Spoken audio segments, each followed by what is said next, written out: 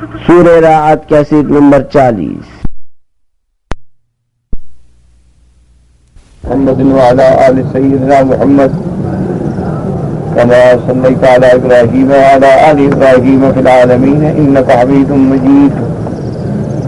قال الله تبارك وتعالى في كلامه المجيد: أعوذ بالله من الشيطان الرجيم. بسم الله الرحمن الرحيم.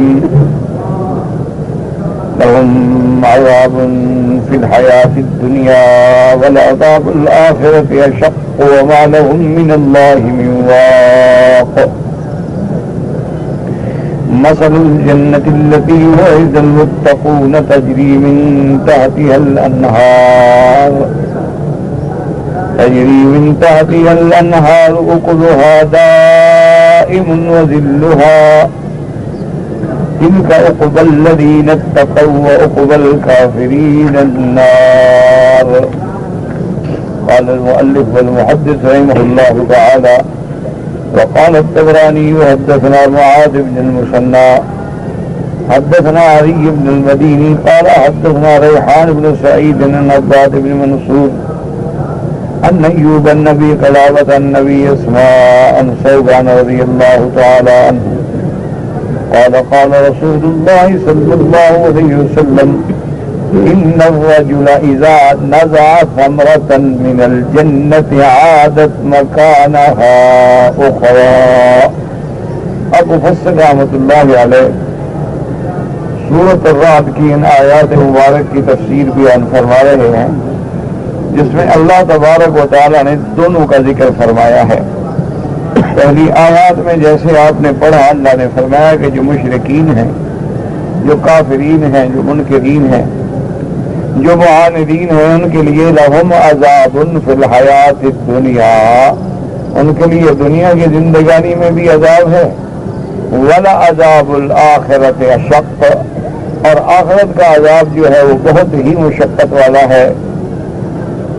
تو یہ جو احوال تھا کافروں کا، اس کے بعد اللہ پاک نے پھر مومنین کا ذکر فرمایا کہ جو ایمان والے لوگ ہیں، جو اللہ سے ڈرنے والے لوگ ہیں، جن سے اللہ نے جنت کا وعدہ فرمایا ہے، ان کے لیے ایسے جنت میں محلات ہوں گے جن کے نیچے نہریں بہتی ہوں گی، اور جہاں کے معقولات مشروبات دائمی ہوں گے کہ کبھی بھی ختم نہیں ہوں گے، ہر حال میں اور ہر موسم میں موجود ہوں گے. تو یہ مومنین کا ذکر ہے.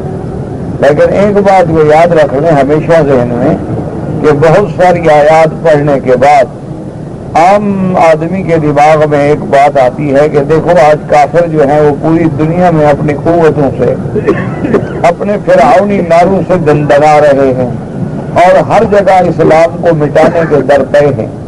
یعنی مشرق سے لے کر مغرب تک، شمال سے لے کر جنوب تک، جہاں بھی نظر ڈالی جائے تو ہر جگہ بظاہر کفار کا غلبہ نظر آتا ہے، اور مسلمان جو ہیں وہ بڑے ابتلاءات میں ہیں اور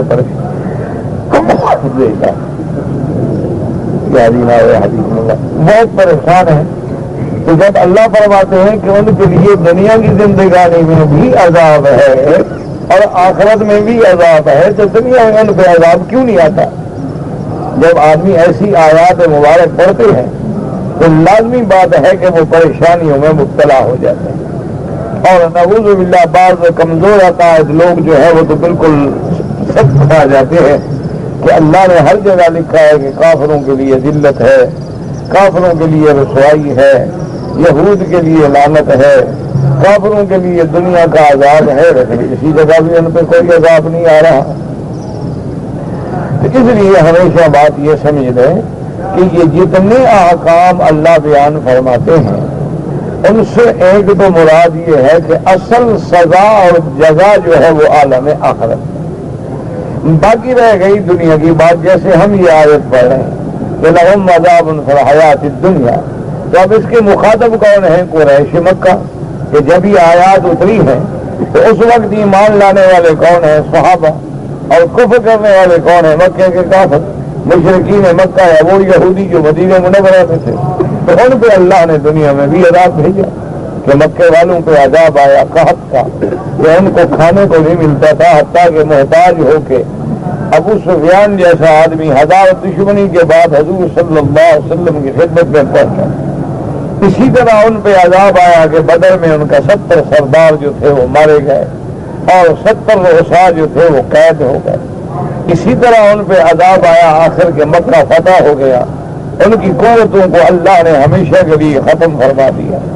اسی طرح اب آپ دیکھیں کہ یہود مدینہ ان کے پاس بے انتہا دولت، ان کے پاس بڑے بڑے رہنے کے لیے قلعہ نما مکانات، لیکن ان پہ بھی عذاب آیا کہ حضور صلی اللہ علیہ وسلم نے ان کو جلا وطن کیا، ذلت و خواری کے ساتھ مدینہ چھوڑ کے نکلے اور خیبر پہنچے. اور بعض یہود ایسے تھے کہ جن کو حضور صلی اللہ علیہ وسلم نے قتل کی سزا دی، اور بعض یہود ایسے ہیں جن کو بعد میں جزیرہ عرب سے بھی نکالا گیا، تو ان پہ تو عذاب آیا ہے دنیا میں. یعنی جو اللہ کے قرآن کے مخاطب ہیں ان پر تو عذاب آ گیا دنیا. اب یہ ضروری تو نہیں ہوتا نا کہ جتنے کافر ہیں قیامت تک سب پر عذاب آئے. اللہ تبارک و تعالیٰ کبھی کبھی نمونہ اپنے عذاب کا دکھا دیتے ہیں. اچھا، بعض قوموں پہ ایسا عذاب آیا ہے کہ پوری قومیں ہی مٹ گئی، ان قوموں کا نام و نشان ہی ختم ہو گیا. کہ جیسے قوم نوح علیہ السلام، تو سیدنا نوح علیہ السلام کی دعوت توحید کے انکار کے بعد، ان کے اعراض کے بعد اللہ نے ایک ایسا عذاب بھیجا کہ پوری قوم جو تھی وہ اگر نہ ہو مجموعی سب کے سب پر، یعنی کوئی نہیں بچا مگر وہ لوگ جو صرف نوح علیہ السلام کے سفینہ میں، یعنی پورے افراد ختم ہو گئے، حتیٰ کہ بیٹا جو کافر ہے وہ بھی نہیں بچا. اسی طرح آپ دیکھیں کہ قوم لوط پہ عذاب آیا، ان کا ایک بندہ نہیں بچا، نسل نہیں بچی، کوئی دنیا میں باقی نہیں جو کہے کہ میں اس قوم سے. قوم عاد پہ عذاب آیا، قوم سمود پہ عذاب. لیکن حضور کی امت کے لیے تو حضور پاک نے خود اللہ سے دعا مانگ لی کہ یا اللہ ان کو عذاب ایسا نہ دینا کہ میری امت پوری مٹ جائے. اللہ تبارک و تعالیٰ نے حضور کی دعا کے مطابق اس امت کو معافی دے دی کہ بھئی دنیا میں رہو، جن کے مقدر میں ہدایت ہے وہ ہدایت پا جائیں گے، اور جن کے مقدر میں گمراہی ہے وہ گمراہ ہو جائیں. ایک بات تو یہ یاد رکھیں، یہ ضروری نہیں ہوتا کہ ہر کافر کو عذاب آئے. بہت سارے ایسے کافر ہیں جن کو سر میں درد بھی نہیں ہوا اور مر گئے. اصل عذاب کا معنی یہ جو ہے لہم عذاب، یعنی وہ جو مخاطبین اول ہیں، وہ جو اس وقت قرآن نازل ہوا اس کے مخاطب ہیں، تو ان پہ تو عذاب آیا ہے. عذاب دنیا میں بھی آیا ہے اور عذاب آخرت میں تو کوئی شبہ نہیں. اس لیے ہمیشہ اپنے دماغوں میں رکھ لیں. اور دوسری بات یہ ہوتی ہے کہ اللہ تبارک و تعالیٰ نے مثال کے طور پہ آپ نے قرآن میں پڑھ لیا ہے کہ مشرکین جو ہیں اور کافرین جو ہیں اور منافقین جو ہیں وہ وعدہ وفا نہیں کرتے، وہ معاہدے کو توڑ دیتے ہیں، وہ صلہ رحمی نہیں کرتے، وہ زمین میں فساد کرتے ہیں. تو ان وجہ سے ان کے لیے کیا ہے؟ وَأُولَٰئِكَ لَهُمُ اللَّعْنَةُ، اس لیے ان کے لیے لعنت ہے اور اسی لیے ان کا برا عاقبت کا ٹھکانہ ہے. لیکن اگر آج یہی صفتیں ہم میں آ جائیں تو صاف بات ہے کہ پھر وہی لعنت تو پھر ہم پہ بھی آ جائے گی اور وہی عذاب تو پھر ہم پہ بھی آ جائے گا. اب دیکھیں نا جی، ایک آدمی ہے مثلاً ایک علامات ہیں، ان کو ڈاکٹر نے بتایا ہے کہ بابا یہ دوا نہیں کھانا ورنہ اس دوا سے تمہیں یہ تکلیف ہو جائے گی، تو وہ دوا کوئی بھی کھائے گا تو تکلیف ہو جائے گی. اور ایک دوائی ہے وہ کہتے ہیں کہ جناب یہ استعمال کرو تو تمہارا نظر زکام ٹھیک ہو جائے گا، تو وہ کوئی بھی استعمال کرے اس کو فائدہ ہو جاتا. تو اللہ نے جو صفتیں بیان کی ہیں، اگر وہ یہودیوں والی ساری صفتیں ہم میں آ جائیں تو پھر وہ جو اللہ نے ان پہ عذاب رکھا ہے وہ ہم پر بھی آئے گا. کیونکہ اللہ تبارک و تعالیٰ نے ان پہ لعنت کیوں بھیجی؟ اللہ نے ان کو ملعون کیوں بنایا؟ اللہ تبارک و تعالیٰ نے ان کو غدار اور مکار کیوں بنایا ہے؟ کہ ان کی صفتوں میں نفاق ہے، ان کی صفتوں میں فساد ہے. تو اگر آج ہم وہی صفتیں اپنا لیں جو یہود والی ہیں، وہی صفتیں اپنا لیں جو نصارہ والی ہیں، اگر آج ہم وہی صفتیں اپنا لیں جو یہودیوں والی اور ہندو والی ہیں. اب آپ دیکھیں کہ پورے عالم میں آج پورے اخبارات کا مطالعہ کریں آپ کہ پوری دنیا میں کرسمس منایا جا رہا ہے. یہ کیا ہے؟ یہ کافروں کی ایک عید ہے. ایک کرسمس جو ہے یہ کافروں کی یعنی نصارہ کی عید ہے. لیکن مسلمان جو ہیں ان کو خوش کرنے کے لیے وہ بھی منا رہے ہیں. اور ہوٹل میں ٹری ہیں اور ہوٹل میں درخت ہیں اور باقاعدہ شمع روشن کی جا رہی ہیں اور باقاعدہ اسی طرح. اسی طرح آپ دیکھیں کہ ہندوؤں کی رسومات ہے بسنت ہے، ہندو کی رسومات ہیں دیوالی ہیں، تو وہ آج اسی طرح مسلمان بھی مانتے ہیں، وہ بھی رنگ ڈال رہے ہیں، وہ بھی دیے جلا رہے ہیں، وہ بھی ان کے ساتھ شریک ہو رہے ہیں، وہ بھی ان کی عادات کو اپنا رہے ہیں۔ اور آج ہمارے ہاں دیکھ لیں کہ شادی میں اور غمی میں ہمارے یہاں وہی رواج ہیں کہ جی یہ مہندی ہوگی، پھر یہ مایوں میں بیٹھیں گے، اور اس کے بعد جناب یہ ہے کہ یہ پھر رخصتی ہوگی، پھر اس کے بعد دعوت ہوگی، اور پھر دعوت کے اندر جو ہے وہ میاں بیوی سب کے سامنے آ کے ویڈیو فلمیں بنوائیں گے۔ تو جب یہ اعمال ہمارے اندر آ جائیں گے تو ہم خود بخود لعنت کے مستحق ہو جائیں گے۔ بلکہ ہمیشہ یاد رکھیں، تمہارا ایک مخالف ہے، اگر مخالفت کرے تمہیں تکلیف ہوگی، لیکن اگر تیرا بیٹا مخالفت کرے، اگر تیری بیوی مخالفت کرے، اگر تیرا عزیز مخالفت کرے، اگر تیرا دوست مخالفت کرے، تو کہتا ہے بھائی اس کی غلطی میں معاف نہیں کر سکتا۔ تو ایک تو کافر ہے، وہ تو اللہ کے منکر ہے، اور تم اللہ کا نام لیتے ہو اور پھر بھی مخالفت کرتے ہو، تم اپنے آپ کو مسلمان کہلاتے ہو اور پھر بھی اللہ کے احکام کی نافرمانی کرتے ہو، تو پھر لازمی بات ہے کہ اللہ تبارک و تعالیٰ کی ناراضگی کا شکار ہونا پڑے گا۔ تو اس لیے ہمیشہ یہ نہ سوچا کرے کہ جی کافر تم بنا رہے ہیں ان پہ عذاب نہیں آیا۔ اچھا آپ یہ دیکھ لیں کہ فرعون نے کتنا عرصہ ظلم کیا، تو فوراً تو عذاب نہیں آ گیا نا، کتنا عرصہ بیت گیا، پھر حضرت موسیٰ علیہ السلام کو بھیجا گیا، موسیٰ علیہ السلام نے معجزات دکھلائے، جادوگروں سے مقابلے ہوئے، پھر کئی آیات آیات آیات آیات 9 آیات بینات کا مظاہرہ ہوا، اس کے بعد بھی پھر فرعون جو ہے ہلاک نہیں ہوا۔ پھر اس کے بعد جب موسیٰ علیہ السلام اپنی قوم کو لے کے نکلے تو اب فرعون کا ورنہ قاعدہ یہ تھا، کہتا کہ جو بھی چلے گئے تو چلے گئے، لیکن حکم دیا کہ نہیں فوراً فوجیں تیار ہو جائے اور پکڑ کے ہم بدلہ لیں گے کہ یہ کمزور قوم جو ہے ہمیں چیلنج کر رہی ہے۔ تو اب جب وہ مٹانے کے لیے نکلے تو اللہ کے جلال کو بھی جوش آ گیا۔ تو اس لیے یہ ضروری نہیں ہوتا ہے کہ جو کافر ہے اس کو فوراً پکڑ کے عذاب دے دیا جائے۔ اگر اسی طرح ہو پھر اس کا معنی تو یہ ہے کہ اللہ زبردستی مسلمان کرنا چاہتے ہیں۔ زبردستی تو اللہ کو کسی کا اسلام قبول ہی نہیں، کہ جو اسلام لے آئے اپنے دل سے لے آئے، جو اسلام لے آئے ان دلائل و آیات میں تدبر کرے، غور کرے، فکر کرے، اور اس کا دل و دماغ خود اپیل کرے کہ اسلام ایک سچا دین ہے اور میں قبول کرنا چاہتا ہوں۔ وہ جب اسلام لاتا ہے تو اللہ تبارک و تعالیٰ اس کے اسلام کو قبول فرماتا ہے۔ اس لیے ہمیں غور کرنا چاہیے کہ آج جھوٹ مسلمانوں میں عام ہو گیا ہے، زنا عام ہو گیا ہے، شراب نوشی عام ہو گئی ہے، منشیات عام ہو گئے ہیں، اور یعنی اور فحاشی عام ہو گئی ہے، بے حیائی عام ہو گئی ہے، جھوٹ بولنا عام ہو گیا ہے، منافقت کرنا عام ہو گیا ہے، غیبت کرنا عام ہو گیا ہے، اللہ والوں کو ستانا عام ہو گیا ہے۔ تو یہ جب صفتیں ساری ہمارے اندر آئیں گی تو پھر کوڑا تو ہم پہ بھی برسے گا۔ اس لیے ہمیشہ یاد رکھیں کہ بعض آیتیں پڑھنے کے بعد مسلمانوں کو دھوکہ لگ جاتا ہے کہ دیکھو جی یہود پہ عذاب نہیں آ رہا، اور دیکھو جی نصارہ آج پوری دنیا پہ زندہ نہ رہے ان پہ بھی عذاب نہیں آ رہا، اور فلاں کافر قوم پر بھی عذاب نہیں آ رہا، اور دیکھو جی ہندوؤں نے مسلمانوں کی عزتوں عصمتوں کو تباہ کر ڈالا ہے ان پہ بھی عذاب نہیں آ رہا۔ لیکن نہیں، اللہ کے وعدے سچے ہیں، اللہ کے فیصلے برحق ہیں۔ اللہ تبارک و تعالیٰ نے جو وقت کسی چیز کے لیے مقرر کر دیا ہے اس کے اندر کوئی تاخیر اور تقدیم نہیں ہوتی، اور وہ کتنی مدت ہے لا یعلمها الا اللہ۔ لیکن ہمارا ایمان ہے کہ جب ہم لوگ ایمان پہ آ جائیں گے والعاقبۃ للمتقین، کامیابی جو ہے وہ ایمان والوں کے لیے ہوگی، کامیابی جو ہے وہ اللہ سے ڈرنے والوں کے لیے ہوگی۔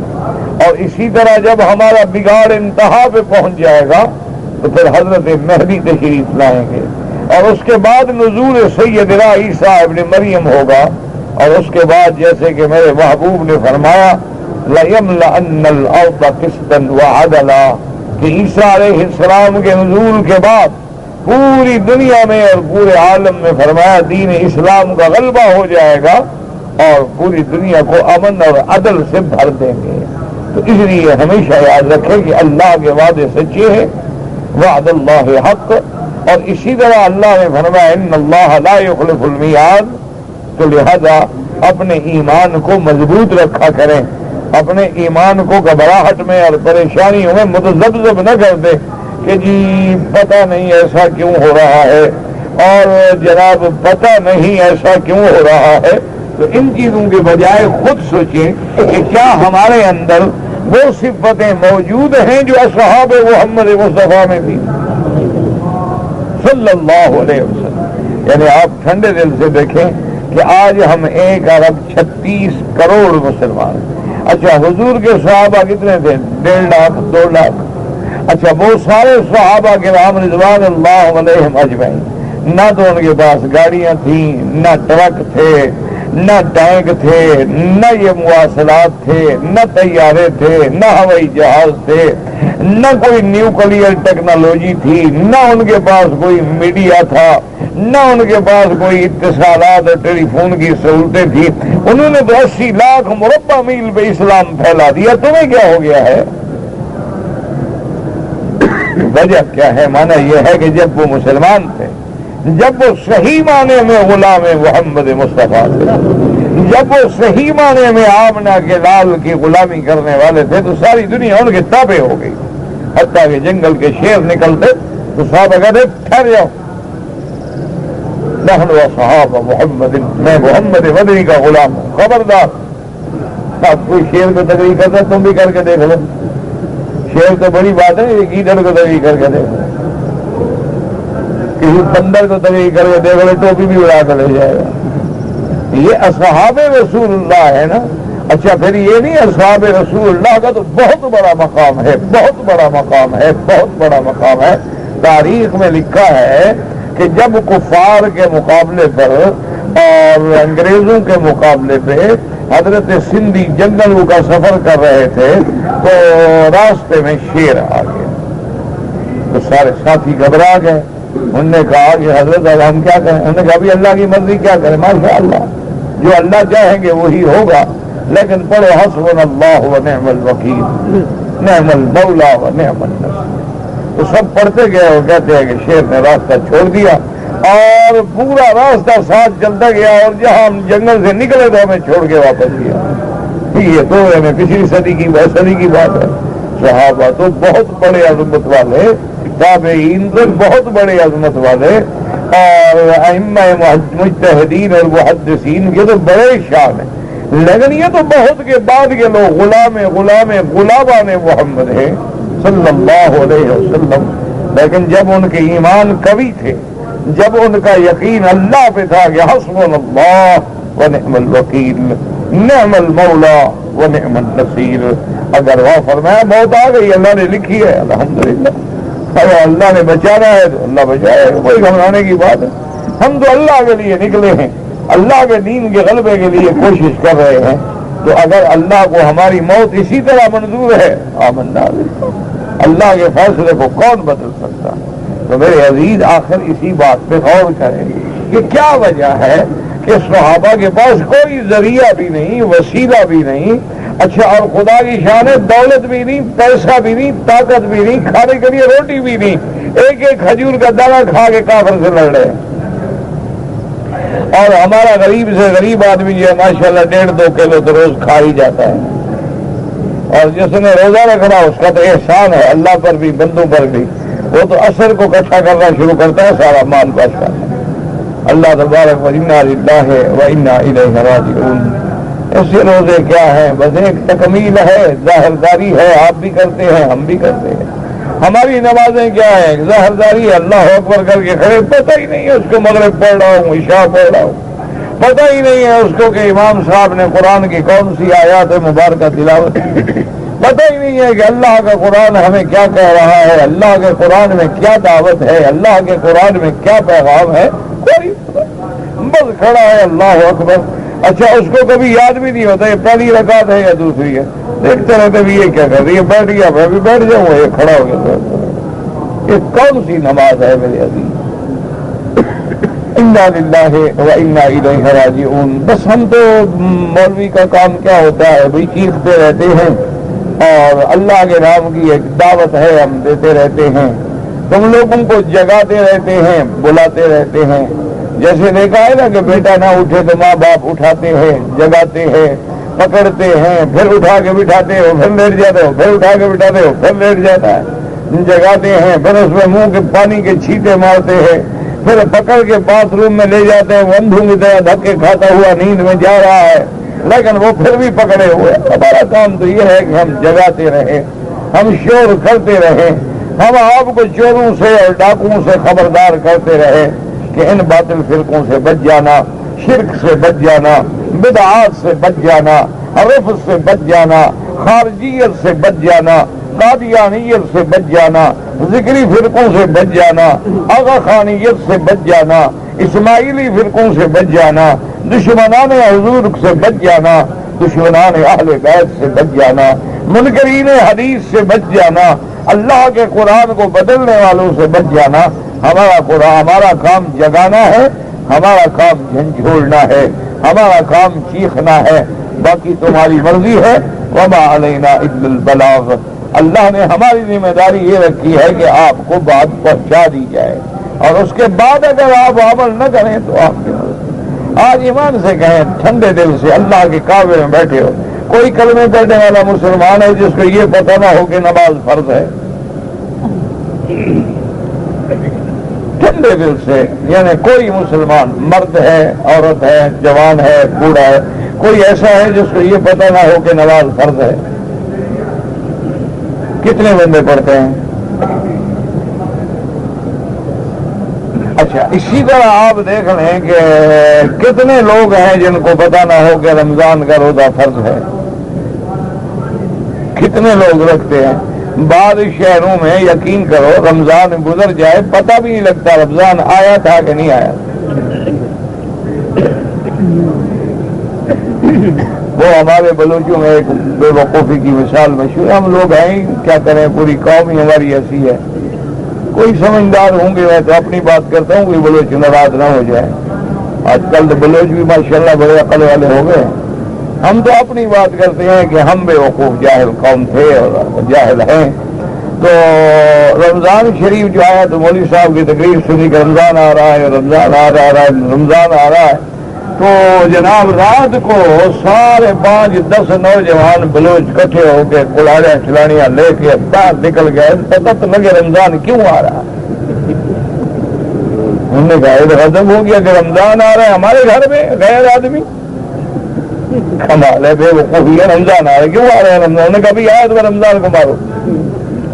اچھا، رات کی اندھیرے میں بیٹھے ہوئے تھے، اتفاق سے کوئی اونٹنی جو گزری بس پڑ گئے، اس کو گلاڑیاں مار مار کے ظالموں نے مار ڈالا، اور اس کے ساتھ کوئی چھوٹا سا بچہ تھا اس کو بھی مار ڈالا۔ اب فجر کو ساری بستی میں کھا رہے ہیں، پی رہے ہیں، مولوی صاحب نے جو دیکھا تو 4 کو بلایا تھا، کب بے وقوفو آج رمضان آ گیا ہے تم کھا پی رہے ہو؟ اور نے کہا مولوی صاحب ہم نے تو رات رمضان کو مار دیا، کہاں سے آ گیا ہے؟ مولوی صاحب کو غصہ آیا، اس نے کہا لا حول ولا قوت، انہوں نے کہا وہ بھی ساتھ تھا، اس کو بھی ہم نے مار دیا ہے۔ کہا جو تم پر کہہ رہے ہو نا لا حول ولا، وہ بھی تھا چھوٹا سا پیچھے، اس کو بھی ہم نے مار ڈالا۔ تو کہاں پہ رمضان؟ آج کل جب ہمارا یہ حال ہے، انا للہ و انا الیہ راجعون، بس دعا کریں کہ اللہ ہم سے اپنا غضب اٹھا لے۔ کچھ نہیں کر سکتے ہو اللہ کے آگے، یار رو تو سکتے ہو نا، کچھ نہیں کر سکتے ہو نا، رات کو 2 رکعت پڑھ کے اللہ سے دعا تو کر سکتے، اس پہ تو پیسے شیسے نہیں لگتے، یہ تو کوئی نظر نیاز بھی نہیں، کوئی کھیر تک دور تقسیم نہیں کرنا، کوئی حلوے کی دیگ نہیں پکانی، کچھ بھی نہیں کرنا، صرف رات کو جب موقع ملے 2 رکعت پڑھ کے اپنے رب کے آگے رو، اللہ حضور کی امت کے رام، حضور کی امت پہ بڑا، جیسے حالی نے کہا تھا نا، امت پہ تیری آ کے عجب وقت پڑا، جو دین بڑی شان سے نکلا تھا وطن سے، اور آج وہ دین پھر غریب الغربا ہے، آج اسلام پھر اجنبی ہو گیا، آج کافر دندنا، کیوں نہ دندنا ہے، ہم شکل کافروں والی بنائیں، لباس کافروں والے بنائیں، گھر میں drawing room, dining room, bed room, lounge, T V lounge, اور کوریڈور، انیکسیز، یہ سب ہم ان جیسی بنائے اور کہیں ہم مسلمان ہیں؟ کیسے مسلمان ہیں؟ چھوڑو یار ایسے کام کا، اللہ کو دھوکہ دے رہے ہو، حضور پاک کس کو دھوکہ دے رہے؟ انا للہ و انا الیہ راجعون۔ بہرحال باقی جو مومن ہیں ایمان والے، اللہ سے دعا کرو اللہ ہمیں بھی بنا لے، ان کو جنت میں اللہ ایسی نعمتیں دیں گے کہ قال رسول اللہ صلی اللہ علیہ وسلم، میرے آقا نے فرمایا رجل اذا نزع ثمرة من الجنت عادت مکانها اخرى، کہ قیامت والے دن جب مومن جنت میں داخل ہوں گے اور مومن جنت کے کسی درخت سے پھل توڑے گا تو بس فوراً دوسرا پھل لگ جائے گا، یہ نہیں کہ موسم آئے تو پھل لگے، نہیں، اسی وقت وہ جگہ جو ہے پر ہو جائے گی۔ وعن جابر عبد اللہ رضی اللہ تعالی عنہ قال قال رسول اللہ صلی اللہ علیہ وسلم یأکل اہل الجنت ویشربون، جنت والے کھائیں گے پیئیں گے، ولا یمتخطون ولا یتغوطون، نہ کوئی پیشاب نہ کوئی پاخانہ، ولا یبولون، یعنی نہ تو ان کو ناک سے کوئی گندگی آئے گی اور نہ ان کو کوئی پخانے پر جائیں گے، ولا یبولون، نہ پیشاب کریں گے، طعامہم جثا، اللہ ان کے کھانوں کو ایسے ہضم کر دیں گے جیسے بس جیسے آدمی ڈکار دیتا ہے سب کچھ ہضم۔ اچھا ڈکار جو ہم دیتے ہیں دنیا میں سے تو بری ہوا آتی ہے نا، لیکن ان کی ہوا بھی ایسے ہوگی کریح المسک، جیسے کہ خوشبو ہوتی ہے مشک کی، اللہ پاک ان کو وَيُلْهِمُونَ التَّسْبِيحَ وَالتَّقْدِيسَ كَمَا يُلْهِمُونَ النَّفَسَ، اور اللہ ان کو تسبیح تقدیس ایسے سکھلا دیں گے جیسے ہر بندہ بغیر سیکھے سانس لے رہا ہے۔ اب سانس لینے کی کون سیکھتا ہے؟ بہت سارا آدمی سانس لیتا ہے، ہر جانور سانس لیتا ہے، اللہ ان کے لیے تسبیح ایسے ڈال دیں گے دماغ میں، ایسے سکھا دیں گے جیسے سانس لینا ہوگا، اسی طرح اللہ کا شکر کریں گے، اللہ کی تسبیح و تقدیس بیان کریں گے۔ اور امام مسلم والامام احمد النسائی من حدیث الاعمش التمام نقول سيد المقال جاء من اهل الكتاب وقال يا ابا القاسم صلی اللہ علیہ وسلم تزعم ان اهل الجنة يأكلون ويشربون؟ قال نعم والذي نفس محمد بيده إن الرجل منهم ليتقوى 100 رجل في الأكل والشرب والجماع والشهوة، قال إن ذي يكون له الحاجة وليس في الجنة أذن، قال تكون هذا رشحا يفيد من جلود كثير مسكين وبطنه والإمام أحمد والنسائی۔ اب اس حدیث سے مبارک میں آتا ہے امام احمد اور امام نسائی نے یہ حدیث ذکر فرمائی ہے، سمیت زید بن ارقم فرماتی ہیں کہ جاء رجل، حضور کی خدمت میں ایک آدمی اہل کتاب میں سے آیا، یعنی یہودی یا نصرانی سب اہل کتاب، وقال یا ابا القاسم، یہ کنیت ہے میرے مدنی پاک کی صلی اللہ علیہ وسلم، چونکہ آپ کے بیٹے کا نام قاسم ہے، حضور صلی اللہ علیہ وسلم کو ابا القاسم، تو آ کر کہنے لگا کہ حضور کیا آپ یہ گمان فرماتے ہیں کہ آپ یہ کہتے ہیں کہ جنت والے کھائیں گے پیئیں گے، یعنی جنت میں اکل و شرب ہوگا؟ حضور نے فرمایا نعم بالکل ہوگا، بلکہ فرمایا والذی نفس محمد بیدہ، مجھے قسم ہے اس ذات کی جس کے قبضے میں محمد مصطفیٰ کی زندگی ہے، ان الرجل منہم، قیامت والے دن جو جنت میں داخل ہوگا، ہر جنتی کو اللہ 100 مرد کی طاقت دیں گے، یعنی جیسے دنیا میں ایک آدمی کی طاقت ہے، اللہ اس جنتی کو 100 بندے کی قوت دیں گے۔ اچھا جیسے ایک بندہ کھاتا ہے تو اتنی قوت سے کھائے گا جیسے 100 بندہ کھاتا ہے، صرف یہ نہیں کہ کھائے گا بلکہ اتنی زیادہ کھائے گا، عقل بھی ہوگا، شرب بھی ہوگا، جماع بھی ہوگا، شہوت بھی ہوگی اپنی بیوی سے، اور حور العین سے وہ جماع بھی کرے گا۔ تو یاد رکھو کہ جماع جو ہے یہ قوت شہوانیہ ہے، لیکن قوت شہوانیہ کو اگر اپنے اور اللہ کے حدود کے تابع استعمال کرو تو یہ نیکی ہے، اور اگر اللہ کی نافرمانی میں جاؤ گے تو یہ چیز جو ہے پھر وہ گناہ بن جاتا ہے۔ یعنی ایک آدمی کو اللہ نے طاقت دی ہے اپنی بیوی کے لیے، حلال کے لیے، ایک بیوی ہے، 2 بیویاں ہیں، 3 ہیں، 4 ہیں، لیکن اگر وہ اس حدود سے تجاوز کرے گا تو اب حرام ہے۔ اسی لیے ورنہ ہر قوت جو اللہ نے دی ہے تو اگر اس قوت کو لاداء الحقوق استعمال کرے تو وہ جو ہے وہ عبادت ہے. اگر اس قوت کو للحظوظ یعنی لذات حاصل کرنے کے لیے اگر وہ لذات حدود اللہ میں ہے تو جائز ہے کہ ہر بندہ اپنی بیوی سے کھیلتا ہے، پیار کرتا ہے، جمع کرتا ہے.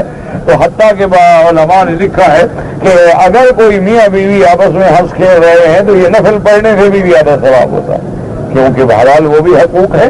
تو اگر گھر میں خوشی ہوگی اور جس بندے کو جنسی راحت نصیب ہو یعنی گھر میں سکون ہو تو اس بندے کا پھر قوت جو ہے عمل کی بڑھ جاتی ہے. اور اللہ تبارک و تعالیٰ قیامت میں تو 100 بندے کی طاقت دیں گے. اچھا اس نے کہا کہ یا رسول اللہ ٹھیک ہے اگر بندے کو 100 بندے کی طاقت ہے، کھائے گا، پیے گا، جمع کرے گا، شہوت کا ہوگا تو لازمی بات ہے کہ اس کو تو پیشاب کی، پخانے کی اور غسل کی حاجت بھی ہوگی. حضرت نے کہنا یا رسول اللہ ادھر آپ کہتے ہیں کہ جنت میں کوئی تکلیف نہیں ہوگی تو یہ کھانا پینا آخر کدھر جائے گا؟ کیونکہ جو آدمی کھاتا ہے پیتا ہے کہیں تو نکلے گا نا آخر، تو پھر یہ کیا ہوگا؟ حضرت نے فرمایا تو کونو حاجت آدم شیفی من جودم قریل مسکن. اللہ تبارک و تعالیٰ قیامت والے دن مومن جو بھی کھائیں گے تو کوئی پسینہ بن کے بہ جائے گا، لیکن دنیا کے پسینے میں بدبو ہوتی ہے اور مومن کے پسینے میں قیامت میں مشک جیسی خوشبو اللہ پیدا فرما دیں گے کہ ان کے پسینے میں بھی خوشبو ہوگی. یزمر بطنہ اتنی کھانے کے بعد اس کا پیٹ جو ہے نا میرے کو لگا ہوا ہوگا. زمر کہتے ہیں اصل میں عربی میں محاورات عرب میں کہ جو لوگ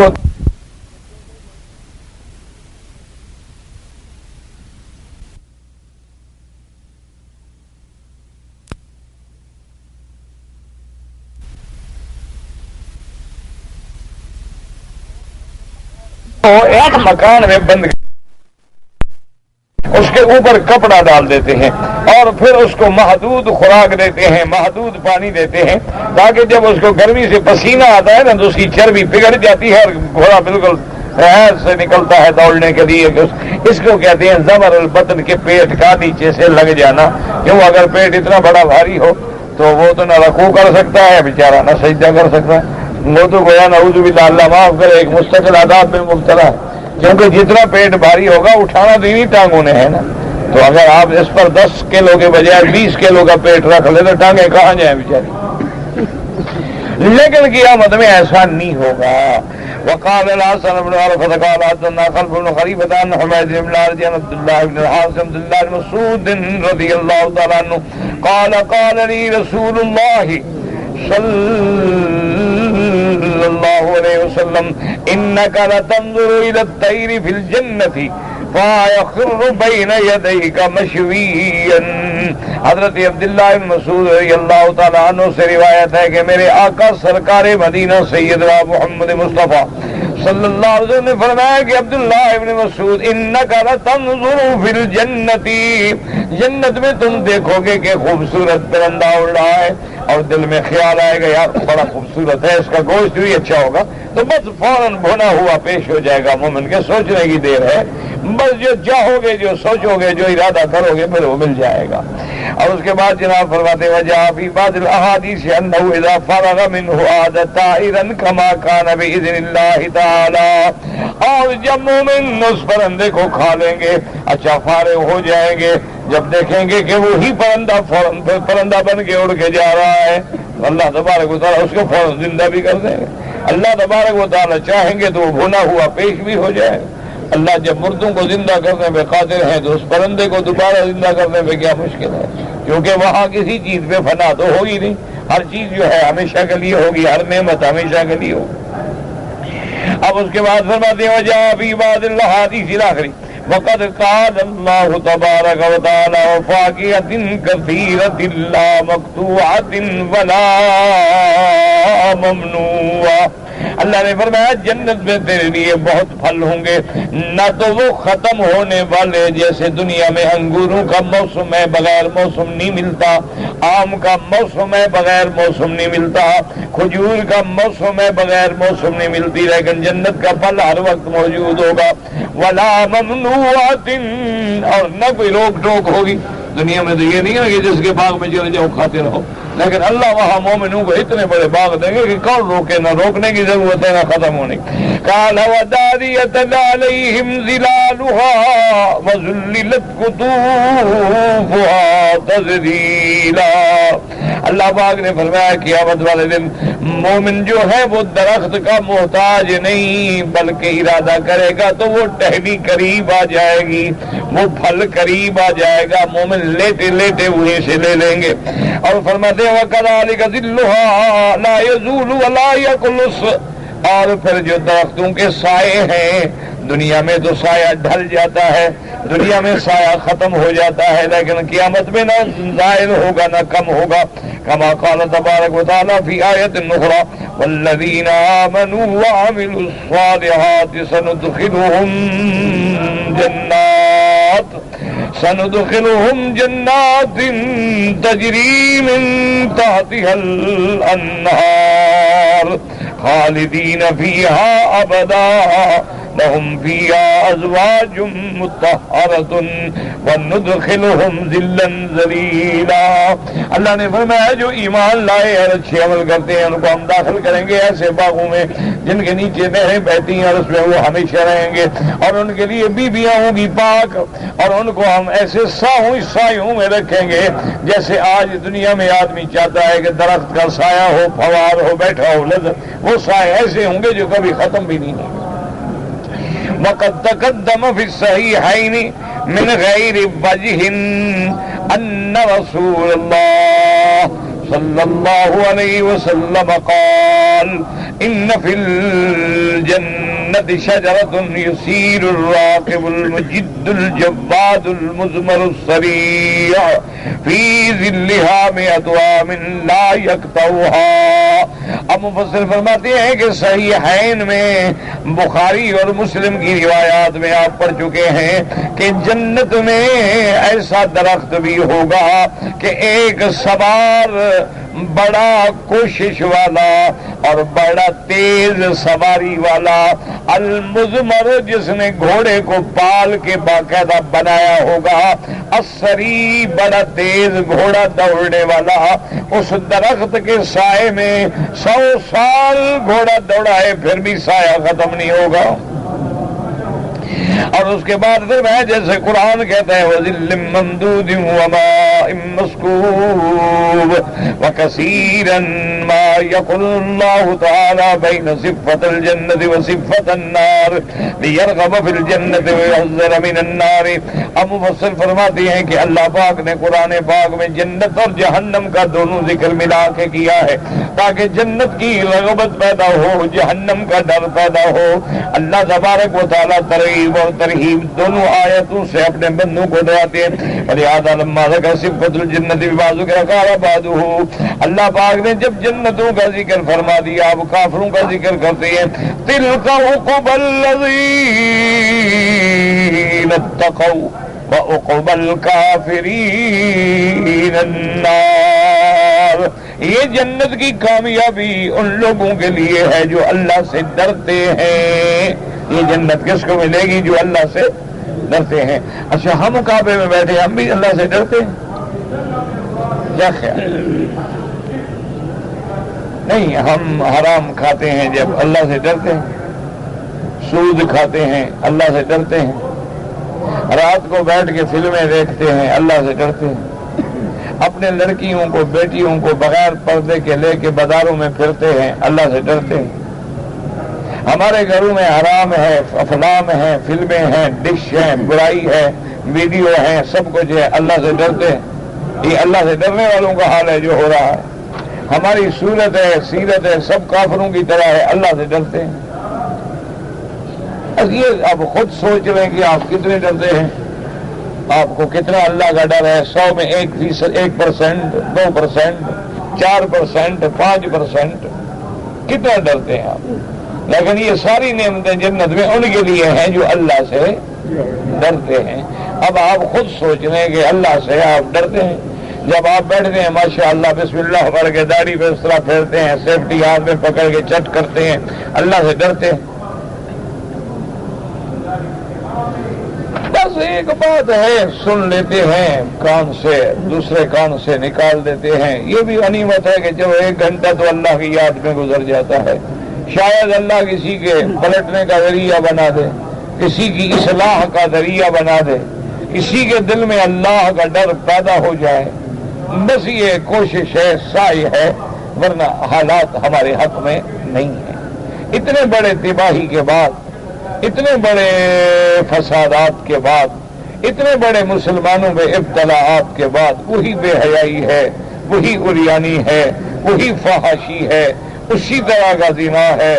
بس یعنی آج تو اخباریں پڑھے نا جی، بسیں ٹکرا گئی، 20 بندے مر گئے، 50 مر گیا، 100 مر گیا، 10 مر گئے، کوئی مسلمان یہ بھی نہیں کہتا انا للہ، یعنی اس کے زبان میں انا للہ بھی نہیں آتا،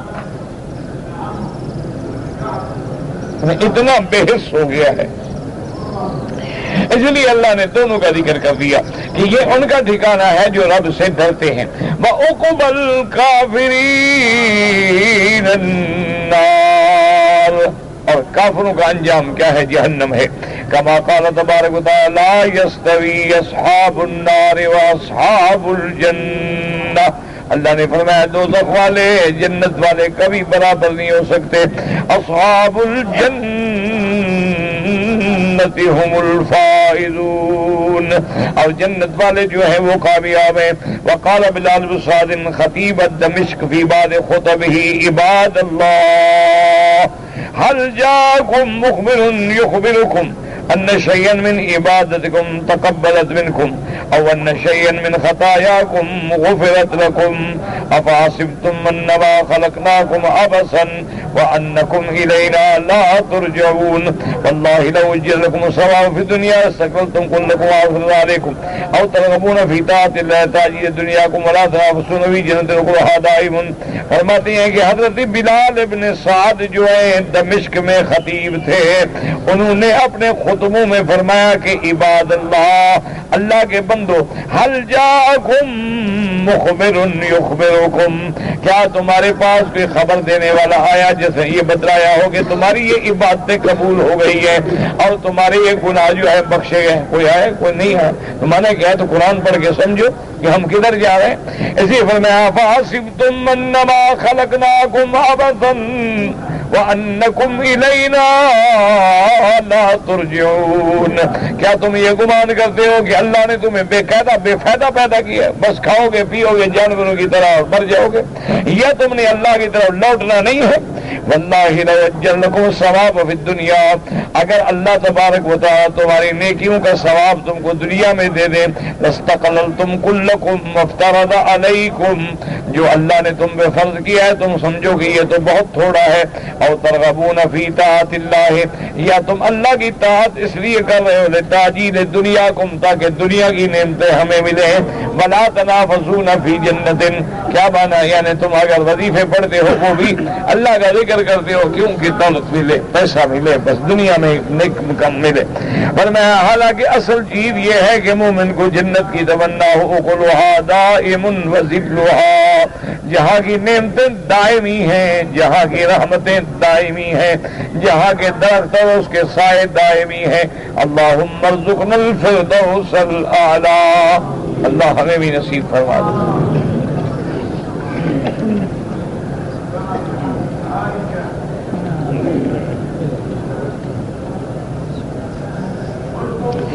میری 2 بہنیں ہیں، جس میں سے چھوٹی بہن نے اپنی بڑی بہن کے بچے کو دودھ پلایا ہے،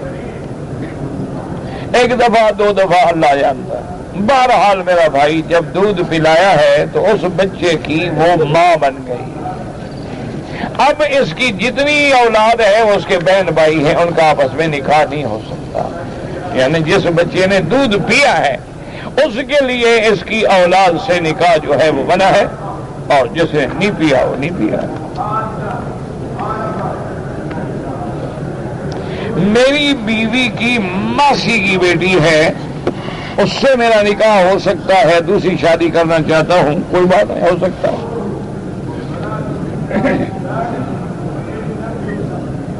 اگر کسی آدمی نے احرام کی حالت میں صفا مروہ دوڑنے کے بعد 2-3 دفعہ بالوں کو کٹ لگایا ہے تو دم پڑ گئی. یہ مسئلہ 1000 دفعہ آپ نے سنا ہے کہ جب عمرہ کریں تو سر پہ اس طرح پھروائیں. اگر بال ہیں تو ان کا چوتھا حصہ کٹوائیں سارے سر سے. یعنی اگر 4 انچ بال ہے مثلا تو 1 انچ سارے بال کٹ جائیں, پھر جا کے تم احرام سے نکلو گے. یہ جو لوگ کینچی سے 3 بال ادھر اور 3 ادھر اور 3 ادھر کاٹتے ہیں یہ جرم ہے, اور آدمی احرام سے بھی نہیں نکلتا, اور 1 بکری دم بھی دینی پڑے گی.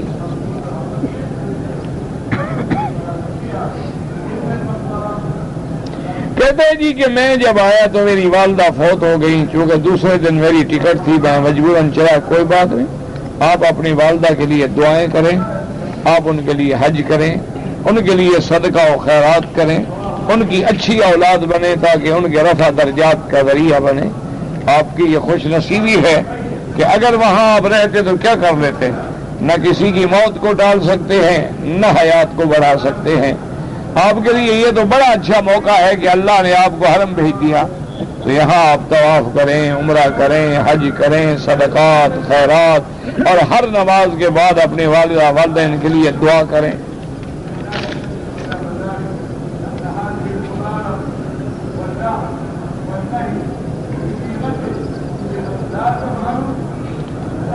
کہتے جی کہ ایک آدمی کے گھر سے پیسے چوری ہو گئے. اس نے شبہ کیا کہ شاید میری بیوی نے چرائے ہیں. بیوی نے قرآن سر پہ رکھا, قسم کھائی کہ میں نے نہیں چرائے. تو اس نے کہا کہ میں قرآن پہ پیشاب کرتا ہوں. نعوذ باللہ نعوذ باللہ ثم نعوذ باللہ. بھائی میں غصے میں نکل گیا ہوگا منہ سے, ورنہ مسلمان ہوئی ایسی بات کہہ سکتا ہے. بہرحال توبہ کرے, استغفار کرے, اللہ پاک معاف کر دے. سال میں کتنے دن روزہ نہ رکھیں جو ایام اکل و شرب ہیں, جیسے عید کے دن روزہ منع ہے, صرف جمعہ کے دن روزہ رکھنا منع ہے. اسی طریقے سے جب انشاءاللہ ابھی عید آئے گی تو 10, 11, 12, 13 ایام تشریق میں روزہ رکھنا منع ہے. باقی سارا سال آپ روزے رکھ سکتے ہیں.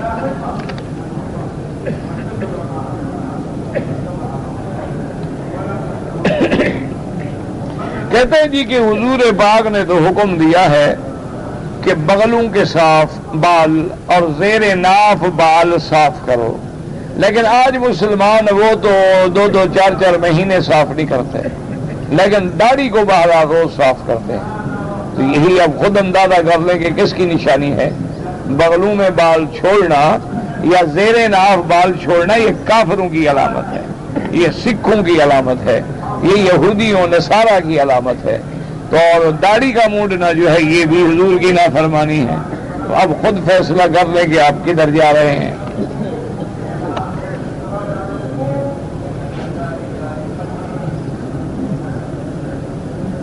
کہ ایک آدمی کو چونکہ ٹائم نہیں ملا طواف کی حالت میں, ویسے موقع مل گیا بوسہ دینے کا, بہرحال بات سمجھو مل گیا دے دے کوئی بات نہیں, لیکن سنت یہ ہے کہ طواف کے دوران دے.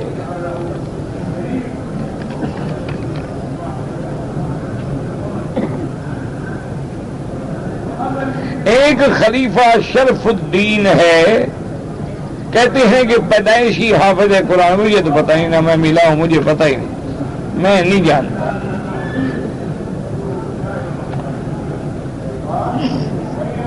اگر ایک آدمی جھوٹا حلف اٹھائے گا تو قیامت میں گناہگار ہے, پکڑا جائے گا.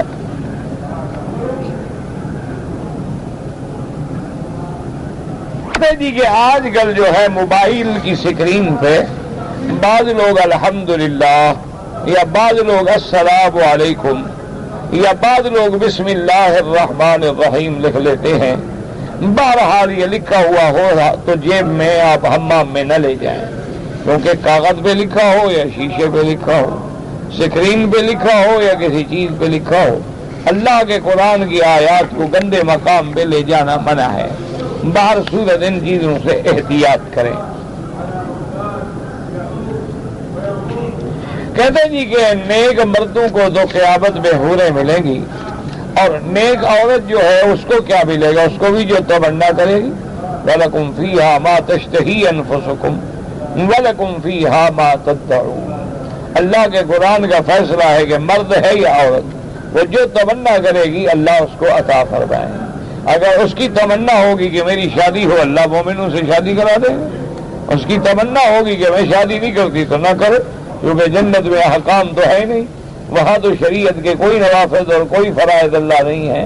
وہاں تو اگر کوئی نماز پڑھے گا یا جنت میں جیسے ہے کہ سورۃ رحمان پڑھیں گے، وہ بھی عبادت کے لیے نہیں، تلذذ کے لیے کہ مومن کی چونکہ قرآن پڑھنے کی عادت ہے تو جنت میں بھی پڑھے گا، ورنہ اللہ تعالیٰ کی طرف سے کوئی پابندی نہیں ہے پڑھے یا نہ پڑھے۔ اسی لیے آپ عورت کا فکر نہ کریں، اپنا فکر کریں۔ اللہ تبارک و تعالیٰ ان کو ان کی تمنا کے مطابق، خواہش کے مطابق جو چاہیں گی وہ مل جائے گا۔ تم اپنا فکر کرو کہ کیا حوروں کو ملے کا حقدار بنتے ہو یا ادھر جہنم میں سیٹ پہلے پر ہے، تم تو اپنا فکر کرو۔ وہ ایک پنجابی شاعر تھا نا امام دین، وہ کہتا تھا جنت میں کوئی سیٹ خالی نہیں ہے، جہنم میں چھیتی سے بڑھ امام دینا۔ کہتا تھا جنت میں تو سیٹیں ہیں نہیں، البتہ جہنم میں موقع ہے، جلدی جلدی چلے جاؤ۔ اور ہر آدمی دوڑ بھی ادھر رہا ہے، وہ ٹھیک کہتا تھا۔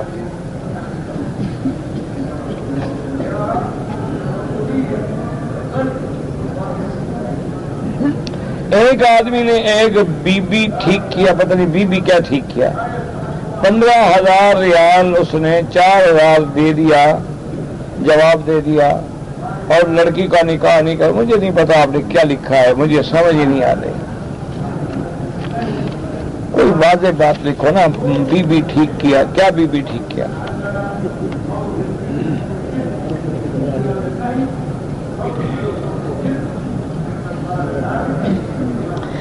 میرا کفیل کا مال تھا پرانا، اس نے کہا کہ اس کو حراج میں بیچو۔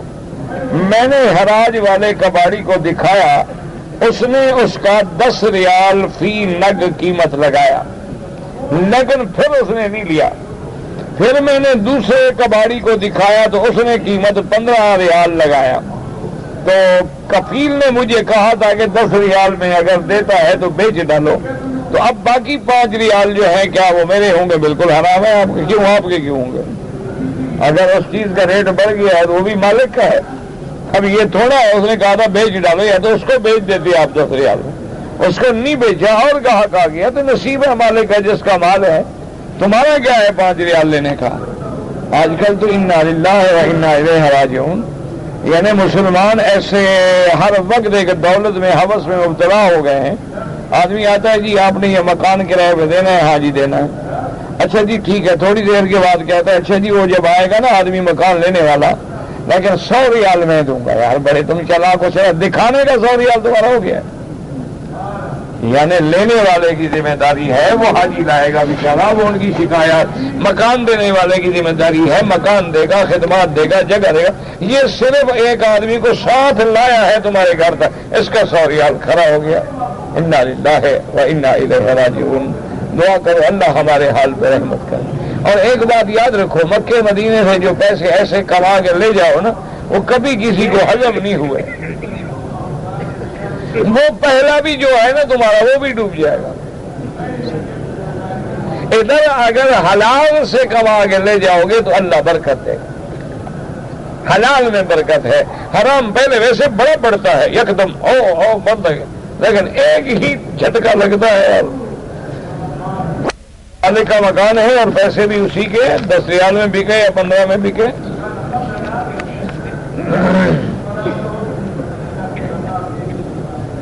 کہتا ہے جی کہ میں نے حرم میں اعتکاف کا نیت کیا ہے، لیکن یہاں مجھے نہیں چھوڑتے، بس ٹھیک ہے مجبور ہو تو تمہیں کس نے کہا ہے کہ نیت کرو؟ تم بھی تو چوری رہنا چاہتے ہو نا، پیچھے ویزے لگوا کے آتے عمرے کے، اب بڑے نیک ہو گئے، حج ہو گیا، کیوں جھوٹ بولتے ہو؟ جو آپ نے ویزا لیا ہے اس کے مطابق عمل کرو، جب اللہ حج کا موقع دیں گے حج پڑھ لینا، کیوں اپنے آپ کو بھی ذلیل کرو، اپنے ملک کو بھی ذلیل کرو، اپنی عزت کو بھی خطرے میں ڈالو؟ اور بڑی قربانی ہے جی حج کے لیے پڑے ہیں جی، کیوں؟ اللہ نے تو کہا ہی نہیں کہ حج کے لیے پڑے رہو۔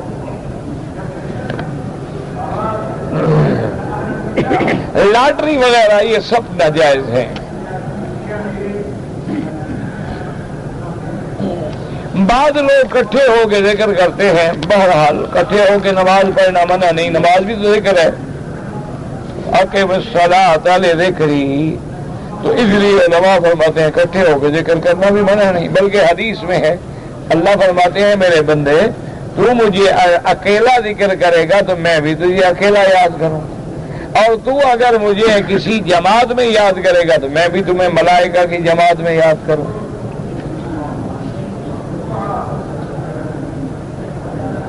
کہتے جی کہ ہم جہاں رہتے ہیں اپنے ملک میں، اس علاقے میں مسجد جو ہے قریب کوئی نہیں توحید والوں کی، سب امام جو ہے وہ اہل بدعت ہیں، تو آپ اپنی جماعت کر لیں، گھر میں نہیں ہے مسجد تو مجبوری ہے، بہرحال اہل بدعت کے پیچھے نماز نہیں ہوتی۔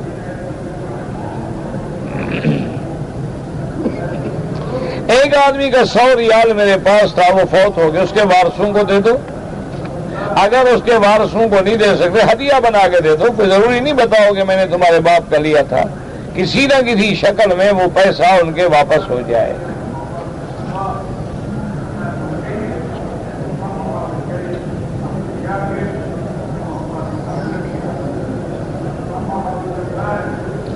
ایک لڑکی اس کی شادی نہیں ہوئی، ایک لڑکے کے ساتھ وعدہ یعنی طلاق ڈال دیا، شادی ہوئی نہیں طلاق پہلے ڈال دیا، یہ اچھی عورت ہے بھائی؟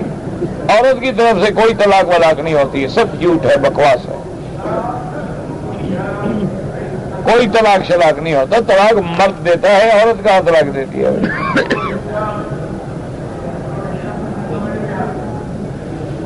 اسلام میں سب سے آگے حضور پاک نے سفیر کس کو مقرر کیا؟ کس بات میں؟ حج میں تو حضرت ابو بکر کو بنایا۔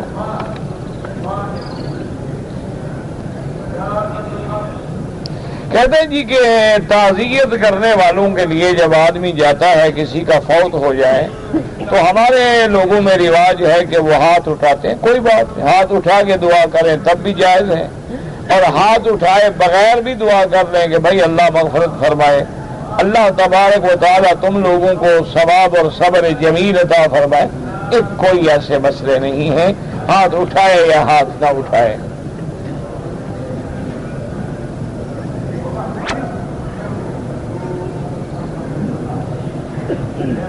حضرت بیٹھے تھے لیٹ گئے، کیا ہو گیا پتہ نہیں، مجھے تو نہیں پتا کیا معنی مقصد ہے آپ کا، اللہ تعالی عالم علمہ وتم۔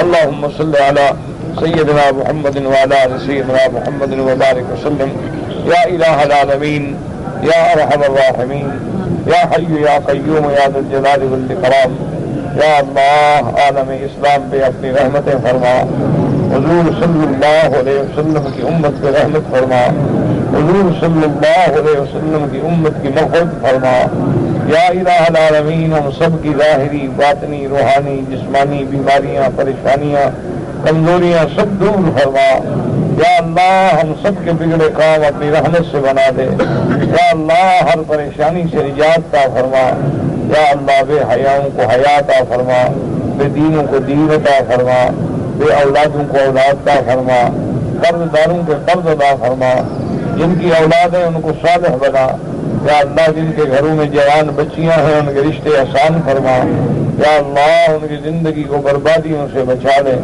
یا اللہ انہیں خیر اور رحمت کے رشتے نصیب فرما دے، یا الہ العالمین ہمیں تو مانگنا بھی نہیں آتا بغیر مانگے عطا فرما، یا اللہ حضور کی امت میں ہدایت کی فضا پیدا فرما، یا اللہ حضور کی امت میں جوڑ پیدا فرما، یا اللہ حضور کی امت کے ہر بندے کو دین کا سپاہی اور دین کا دائی بنا، دین کی تبلیغ کرنے والا بنا، یا اللہ دین پہ چلنے والا بنا، یا الہ العالمین اللہم اجعل لنا وللمسلمین من کل ہم فرجا ومن کل ضیق مخرجا ومن کل بلاء عافیا، اللہم استرنا بسترک الجمیل، اللہم استر عوراتنا، آمن روعاتنا، خفف لوعاتنا، اللهم لا تجعلنا وزغة للواجعين، لا تجعلنا عقدة للعاكرين، لا تجعلنا فتنة للقوم الظالمين، ربنا آتنا في الدنيا حسنة وفي الآخرة حسنة وقنا عذاب النار، سبحان ربك رب العزة عما يصفون وسلام على المرسلين والحمد لله رب العالمين، اللهم صل على سيدنا محمد وعلى آل سيدنا محمد كما صليت على إبراهيم وعلى آل إبراهيم في العالمين إنك حميد مجيد. الله